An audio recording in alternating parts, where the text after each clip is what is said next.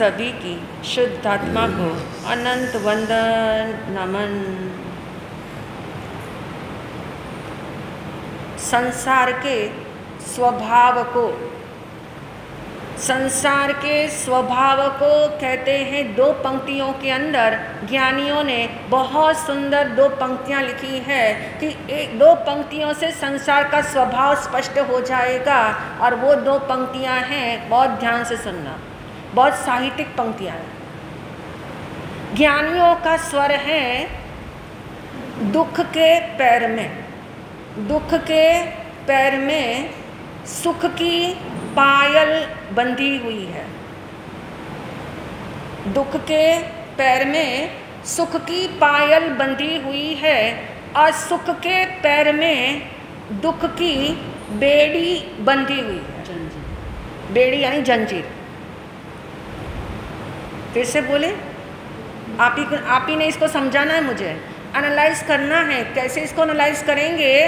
पहला सेंटेंस है कि दुख के पैर में सुख की पायल बंधी हुई है, और दूसरा सेंटेंस है सुख के पैर में दुख की जंजीर बंधी हुई है। अब पहला सेंटेंस लेते हैं, इसको अच्छे से खोल लेते हैं। भावार्थ पता है आपको, भावार्थ पता है, लेकिन भावार्थ इस स्टाइल में भी पता होना चाहिए जो ज्ञानियों का स्वर है, जो उन्होंने भांपा, जो उन्होंने अनुभव किया, और वो अनुभव उन्होंने शब्दों में बांध के दे दिया कि दुख के पैर में सुख की पायल। दुख के पैर बताए, देखिए सुख के भी पैर बताए दूसरे सेंटेंस में। यानी पैर का मतलब क्या है? स्थान नीचे का है। पैर का मतलब ये है कि ये चीज़ जो है जाने वाली है। जो सुख या दुख आपके जीवन में आया हुआ है वो क्या होने वाला है? जाने वाला है, क्योंकि वो क्या चीज़ है? वो संयोग है। अभी संयोग की इतनी सुंदर बात सुनी। संयोग शब्द से आप परिचित हो गए। संयोग को महर्षि ने बता दिया कि कैसे हम संबंध बना लेते हैं, ये भी समझ में आ गया। तो अब ये जानना है कि संसार का स्वभाव कैसा है। दुख के पैर में, यानी दुख के पैर में सुख की पायल बंधी हुई है। क्या सच निकला इसमें से? अमित बताओगे? हाँ हाँ, सुख की चाह में दुख को काटते हैं, ये एक एटीट्यूड है। दूसरा एटीट्यूड ये भी है कि सुख जो है, दुख जो है, जो जाने ही वाला है, जाता ही है। हमें लगता है कि रुक गया, हमें लगता है कि अवस्था है, लेकिन अवस्था सदा काल पलटती रहती है। उसी का नाम क्या है? अवस्था। अवस्था उसे कहते हैं जिसमें हर समय क्या हो रहा है? परिणमन हो रहा है, उसमें हर समय परिवर्तन हो रहा है। तो सुख का परिवर्तन दुख में होता है, दुख का परिवर्तन सुख में होता है, और ये साइकिल चल रही है। और उसी साइकिल के अंदर ज्ञानियों को एक शब्द देना पड़ा कि दुख के पैर में, यानी दुख जब जीवन में हो और वो दुख जो है जब पैरों में आ जाए, यानी जाने वाला है, तो क्या डाल के जाता है हमारे पैरों में? सुख की पायल, सुख की झंकार डाल के जाता है। वो सुख साथ ही जड़ा हुआ है, वो सुख अलग नहीं है। यानी ये समझ में आया, और दूसरे सेंटेंस के अंदर ये समझ में आया कि सुख के पैर में दुख की जंजीर बंधी हुई है। जो सुख मिला हुआ है, जो सुख जाने ही वाला है, जो सुख टेम्पररी है, जो दुख टेम्पररी है, जो सुख टेम्पररी आया हुआ है फॉर ए वाइल, पुण्य के उदय से आया हुआ है, और वो जैसे उदय क्रम बदलता है वैसे वो पलट जाने वाला है। यानी वो सुख जो आया हुआ है वो कौन सा हमें लास्ट में उपहार देके जाता है? किसका? दुख की बेड़ी का। यानी वो सुख हमारे दुख का कारण बन जाता है, वो सुख हमें दुख के रूप में कहते बांध के जाता है। यानी वो सुख कर्म बंध का कारण होता है। इसलिए कहा बहुत संभल के चलने जैसा है। इस जिंदगी के अंदर सुख मिले तो भी संभलो, दुख मिले तो भी संभलो, क्योंकि दोनों ही आपको कल बता दिया था कि उसके अंदर फ्लॉ है। फ्लॉस क्या है? ये टेम्पररी सुख जो मिला हुआ है या टेम्पररी सुख कर्म के उदय से मिला हुआ है, उसका सबसे पहला दोष है कि वो सुख किस में बदल जाता है? दुख में बदल जाता है। मान्यता है, फैक्ट है, सुख दुख में बदल जाता है। ऐसा हमने बहुत बार महसूस किया और हम इस मान्यता को मानते भी हैं कि बिल्कुल सही है। अभी मेरा शरीर स्वस्थ है, लेकिन 2 घंटे के बाद क्या हो सकता है? बुखार आ सकता है, 2 घंटे के बाद एक्सीडेंट हो सकता है, कुछ भी हो सकता है। यानी जो सुख पुण्य के उदय से मिले हैं उसके अंदर चेंजेस होते रहते हैं, क्योंकि सुख और दुख दोनों ही क्या है? एक ही डाल के 2 पंछी हैं। एक ही डाल के 2 पंछी हैं, दोनों पंछी साथ साथ रहते हैं, दोनों पंछी साथ साथ जर्नी करते हैं। हमें लगता है सुख मेरे जीवन में आया, लेकिन नहीं, सुख के साथ कौन आया है? दुख भी आया है, क्योंकि दोनों जो हैं जुड़वा भाई है। कल हमने बात समझी थी कि दोनों जुड़वा भाई हैं। एक की शक्ल गोरी है, एक की शक्ल काली है। एक जो है गायन स्वरूप है और दूसरा जो है वो रुदन स्वरूप है। एक जो है मन को मोह लेता है और एक जो है मन को मार देता है। यानी ऐसी स्थिति के अंदर ज्ञानी कहते हैं उसमें तू भेद मत कर। किसमें भेद ना करें? सुख और दुख में दोनों संयोग हैं, दोनों टेम्पररी हैं, दोनों पुण्य पाप के उदय से हैं, दोनों वेदनीय कर्म की संतान हैं, दोनों वेदनीय कर्म का फल हैं। उसमें तू डिफरेंस मत कर, उसमें तू लाइक डिसलाइक मत कर, उसमें तू निरपेक्ष हो जा, उसमें तटस्थ हो जा, उसमें न्यूट्रल हो जा, क्योंकि यही तरीका हो सकता है जीवन जीने का। क्योंकि यदि इस सुख को सुख मान लिया तो असली सुख से क्या हो जाएंगे?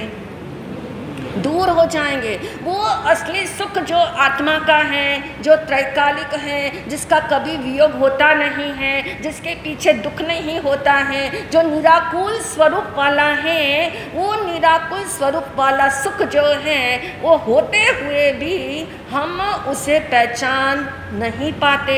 हम उसे पहचान इसलिए नहीं पाते क्योंकि हम किस में उलझे हुए हैं? किस में उलझे हुए हैं? सो कॉल्ड टेम्पररी जितने सुख है उसमें उलझे हुए हैं। सो कॉल्ड जितने टेम्पररी दुख है उसको भी ठीक करने में उलझे हुए हैं। यानी दुख ज़्यादा महसूस ना हो, सुख जो है वो टिका हुआ रहे, सारी जर्नी उसी के लिए कर लेते हैं। इसलिए ज्ञानियों ने कहना पड़ा कि दोनों को तू क्या मान? एक मान, क्योंकि दोनों है ही एक, दोनों है ही एक। लेकिन मानने की भूल हमने की है, भ्रांति हमको हो गई है, और इसलिए और ज़्यादा कहते हैं इस बात को समझने के लिए हम कैसा फील करते हैं। तो किसी व्यक्ति ने बहुत सुंदर एक बात लिखी है। उन्होंने लिखा है कि सुख जब जीवन में आता है तो लोग समझते हैं हमारे मामा घर में आ गए। मामा आते हैं घर में तो क्या होता है? अब आपको पता है मामा घर में आते, सुख नाम का मामा घर में आता है। और जब दुख जीवन में आए तो उपमा दी है कि दुख जो है वो दामाद है। अब एक तो मामा, कंपैरिजन भी देखो कैसी की है। कंपैरिजन इसलिए ऐसी की है, बहुत सारी इसके अंदर सीक्रेट छिपे हुए हैं। इसीलिए मामा और दामाद के बीच में जो अंतर आप समझ सकते हो, आपको अनुभव है। मामा जब घर में आते तो क्या क्या लाते हैं? बहुत सारा सामान लाते हैं, बहुत सारी खुशियाँ लाते हैं, बहुत सारे आपको जो है आपकी चीज़ें आपके लिए ला कर के देते हैं। यानी मामा का घर में आना खुशियाँ देता है। मामा का घर में रहना भी जो है मनचाही बातें करने के लिए क्या होता है, उस समय भी हमें उत्साह उल्लास आता है। और आप जानते हैं वो मामा जब जाते हैं और अब जब आते हो तो क्या करते हो, उनका वेलकम भी करते हो। आप उनका वेलकम करते हो, 2 मिठाई, 2 नमकीन, 2 सब्जियां उनके लिए बनाते हो और जाते समय मामा क्या दे के जाते हैं? कुछ ना कुछ गिफ्ट दे के जाते हैं, कुछ पैसे थमा देते हैं, कुछ कैश दे देते हैं। यानी ये मामा का स्वरूप जैसा है ऐसा ही सुख का स्वरूप है, ऐसा ही सुख का स्वरूप है। सुख जब आता है तो बड़ा मीठा लगता है, सुख जब आता है तो बहुत सारी चीज़ें लेकर के आता है, बहुत सारे मान सम्मान वाली स्थितियाँ लेकर के आता है। और उसके अंदर हम भूल जाते हैं कि ये मामा आए या दामाद आए, लेकिन दोनों में कॉमन चीज़ क्या है?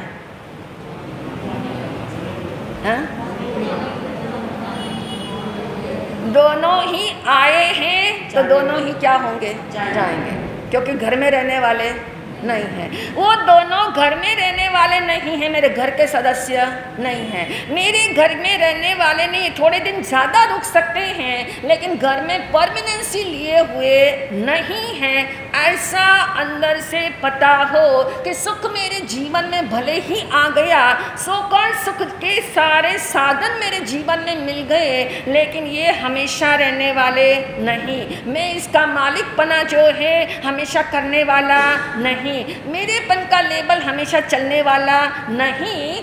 ऐसे ही जब दुख रूपी दामाद घर में आता है, अब दामाद आते तो आप जानते कितने स्ट्रेस में आते हो, कितनी व्याकुलता होती है। 3 दिन 2 दिन पहले प्लानिंग चॉकआउट करते हो, क्या क्या कब कब बनाएंगे, क्या क्या सर्व करेंगे। यानी दामाद के घर में आने से पहले स्ट्रेस आ जाता है, आशंका। दुख आया नहीं है जीवन में, दुख आने से पहले आशंका हो गई, आ सकता है, पॉसिबल है, ऐसा हो सकता है, ऐसा उसके साथ हुआ तो मेरे भी साथ हो सकता है। यानी आशंका के अंदर हम दुख का स्वरूप विकराल कर लेते हैं, उसको विस्तार दे देते हैं, उसको सपोर्ट कर देते हैं। और इसलिए कहा दामाद आने के बाद 2 नमकीन 2 मीठा चलता है क्या? क्या करते हो?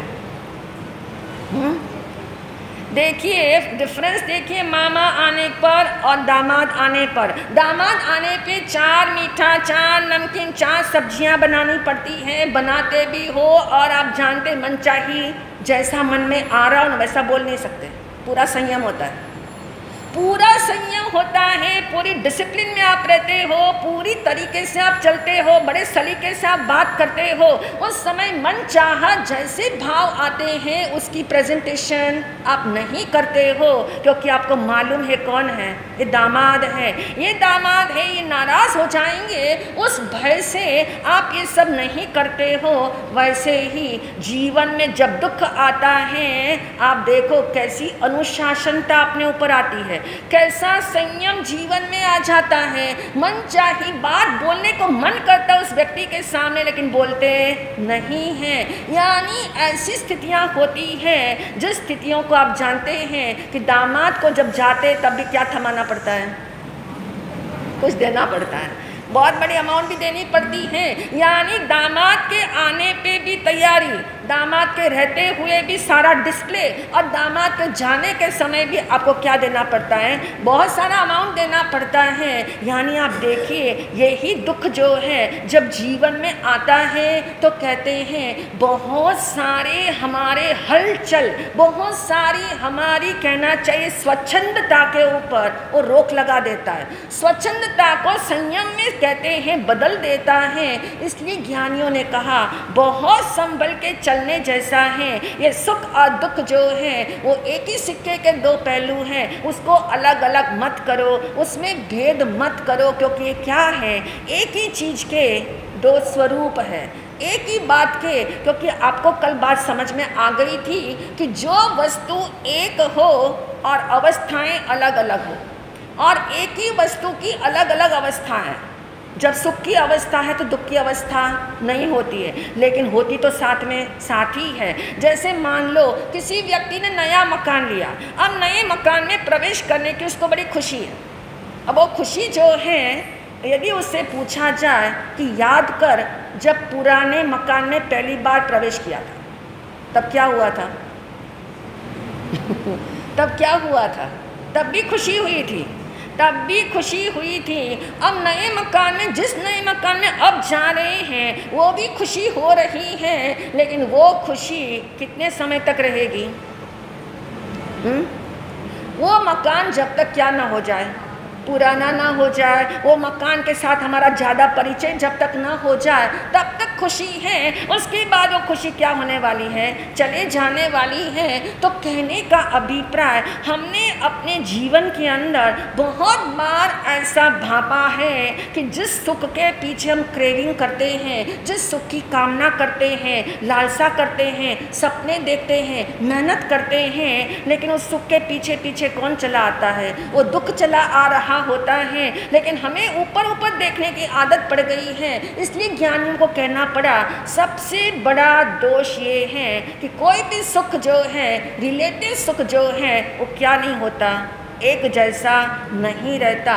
जैसे ही प्राप्त हुआ पहले क्षण से ही उसमें एक मोमेंटम शुरू हो गया, एक मोमेंटम शुरू हो गया, मूवमेंट शुरू हो गई है, यानी अंदर में परिणामन शुरू हो गया है। हमें लगता है घर नया है, लेकिन घर नया कभी होता ही नहीं है।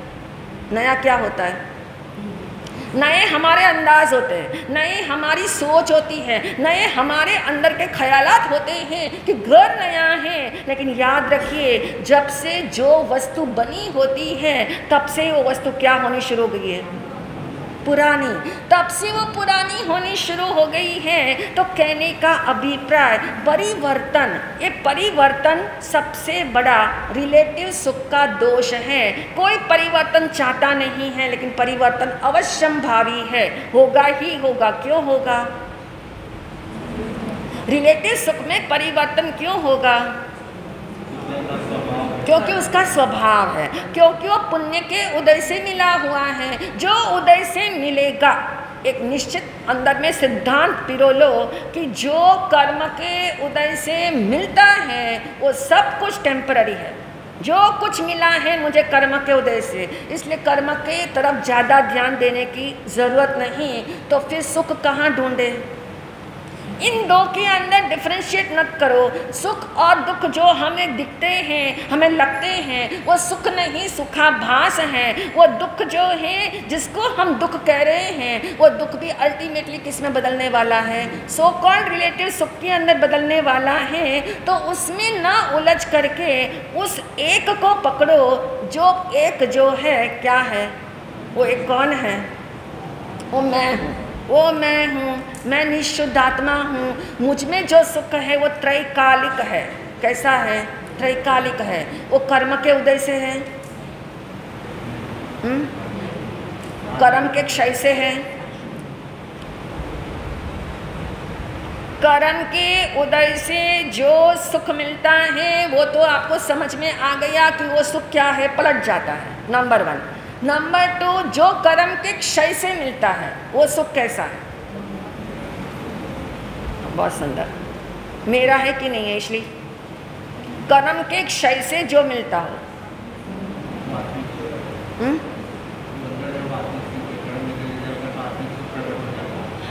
अच्छा, और जो स्वरूप में सुख हमेशा इस समय भी है वो कैसा है?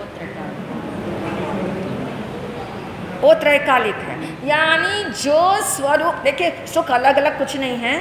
जो हमें कर्म के उदय से फल मिलता है, जिसको हमने सुख नाम दे दिया, उस एक कर्म विपाक है, उस सुख विपाक कहते हैं। सुख का फल मिलता है, आम जैसा मीठा लगता है। और दूसरा है दुख विपाक, जो दुख जो है कड़वे की तरह लगता है, करेले की तरह लगता है। यानी हमने समझ लिया कि कर्म के उदय से जो मिले उसका नाम जो है पलटने वाला सुख, बदलने वाला सुख दुख है, जिसकी साइकिल दिन रात चलती है।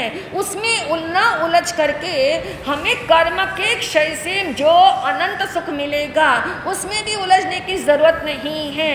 हम तो कौन हैं? हम तो शुद्धात्मा हैं, जिस शुद्धात्मा के अंदर अनंत गुण हैं और अनंत गुण स्वरूपी मैं हूँ, यानी मैं सुख का धाम हूँ, मैं सुख स्वरूपी हूँ। आज मैं अपने अंदर के आत्मा के सुख को नहीं जानता हूँ, तब भी वो एज इट इज़ है। अभी जान भी लूँगा तब भी वो है, और मैं सिद्ध अवस्था को प्राप्त हो जाऊंगा तब भी वो सुख है। यानी मेरा कनेक्शन उस सुख के साथ है, उस सुख को मैं मेरा कहता हूँ, जो सुख त्रैकालिक है, था, है, रहेगा। जो था नहीं पहले, जैसे कर्म क्षय की बात हुई, कर्म क्षय से जो सुख मिलता है वो कौन सा सुख है? यानी जिसका बारे में हम कहते कर्म के क्षय से सुख मिला, लेकिन कर्म का क्षय से आपको ये जानने को मिला, कर्म के आवरण हट गए तो वो सुख अनुभव में आया। जो सुख त्रैकालिक था वो ही सुख अनुभव में आता है, लेकिन फिर भी कहा कि स्वरूप के अंदर वही सुख माना जाएगा जो त्रैकालिक है। तीनों काल में जिसकी सत्ता है वही मैं हूँ, और मेरा धाम वो है, यानी मैं सुख का धाम हूँ। इसलिए सुख का पासवर्ड अब आपको खुद तैयार करना है, क्योंकि मैंने कहा था पहले कि सुख का पासवर्ड, ऐसे पासवर्ड सबके इंडिविजुअल होते हैं, लेकिन सुख का पासवर्ड जो रियल सुख है, जो आत्मा का सुख है, वो पासवर्ड यूनिवर्सल है। यूनिवर्सल यानी सबके लिए जैसा है। अब भूमिका तैयार हो रही है तो रियल सुख का पासवर्ड जो यूनिवर्सल है, जो तीर्थंकरों ने बताया हुआ है, उस पासवर्ड को हम स्वयं अपने ही डिसीजन से, हम अपने निर्णय से कि सुख दुख, जो सुख संसार वाले हैं, जो कर्म के उदय वाले हैं, उसमें मुझे क्या नहीं करना, उलझना नहीं, उसमें मेरापन लगाना नहीं, उसमें भेद करना नहीं, वो कहीं से भी मेरा है ऐसा मानना नहीं। वो है, उसकी सत्ता है। आपके सामने यदि कोई 4 साधन आपको मिले हैं, वो कंफर्ट्स हैं, वो कंफर्ट्स हैं, कंफर्ट्स को कंफर्ट्स ही माना जाए, लेकिन उसकी सत्ता है, और उस सत्ता के अंदर मेरी सत्ता नहीं है, मेरा कोई कनेक्शन नहीं है। क्यों किससे मिला हुआ है? वो उदय से मिला है, कर्म का फल है, उसमें मेरे कोई हस्तक्षेप नहीं है, यानी उसमें मेरा कोई कनेक्शन नहीं। मेरा कनेक्शन तो मेरे अंदर में जो सुख पड़ा हुआ है, जो त्रैकालिक है, जो मेरी अपनी संपत्ति है, मेरा अपना वैभव है, उससे है। तो अब आपको डिसीजन लेने में इजी हो जाएगा, अपना पासवर्ड बनाने में इजी हो जाएगा कि सुख का पासवर्ड भगवान ने क्या बताया है, और उस पासवर्ड तक पहुंचने की क्या पात्रता चाहिए। पासवर्ड तो बहुत आसान समझ में आ रहा है आपको, आप सोच के लाना और सोच के बताना कि कौन सा पासवर्ड इसको लगेगा, जिससे हमारे वो ट्रेजर खुल जाएंगे जिसको हम कहते थे कि वो मेरा है, लेकिन मेरा है ऐसा एहसास होने में नहीं आता। वो एहसास हो सके ऐसा पासवर्ड हम अपनी लाइफ के अंदर कैसे अप्लाई भी कर सकते हैं इन भावों के साथ। आज का सामूहिक तर्क होगा वृत्ति संक्षेप।